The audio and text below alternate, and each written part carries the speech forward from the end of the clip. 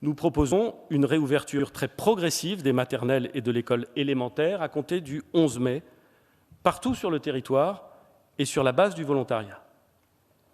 Dans un deuxième temps, à compter du 18 mai, mais seulement dans les départements où la circulation du virus est très faible, nous pourrons envisager d'ouvrir les collèges, en commençant par les classes de 6e et de 5e. Nous déciderons fin mai si nous pouvons réouvrir les lycées, en commençant par les lycées professionnels, début juin.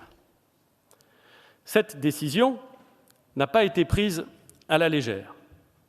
Nous avons consulté, nous avons pesé le pour et le contre, nous avons étudié ce que font les autres pays, mais la réouverture des écoles est nécessaire pour garantir la réussite éducative des élèves, notamment les plus vulnérables d'entre eux, dont la scolarité souffre terriblement du confinement.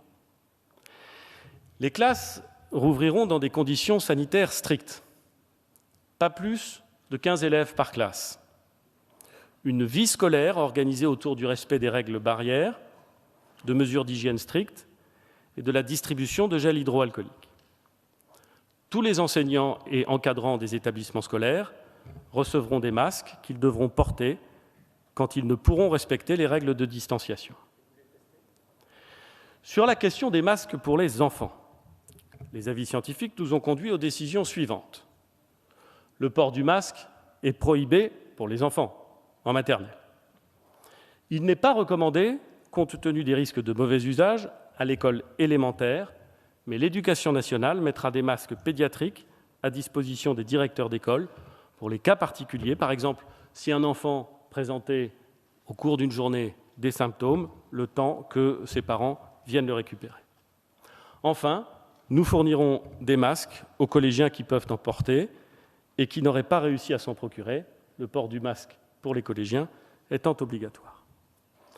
Un intense travail de préparation doit avoir lieu dans chaque académie afin que nous puissions préparer cette rentrée évidemment très particulière.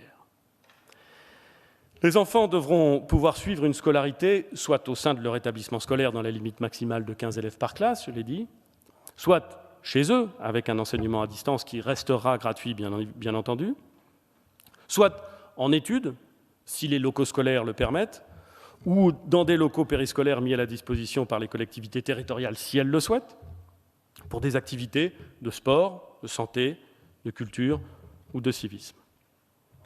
J'ai admiré la mobilisation de l'Éducation nationale pendant le confinement, le dévouement de milliers d'enseignants qui se sont mobilisés pour accueillir les enfants de soignants, qui resteront accueillis, bien entendu, dans les temps qui viennent. L'ingéniosité de tous ceux qui se sont réinventés pour offrir à leurs élèves des modalités originales d'enseignement à distance. Et nous avons tous, j'en suis sûr, autour de nous, des exemples extraordinaires d'inventivité, d'engagement, d'imagination, pour que le lien essentiel entre le maître et son élève demeure, alors même que la période de confinement était en vigueur.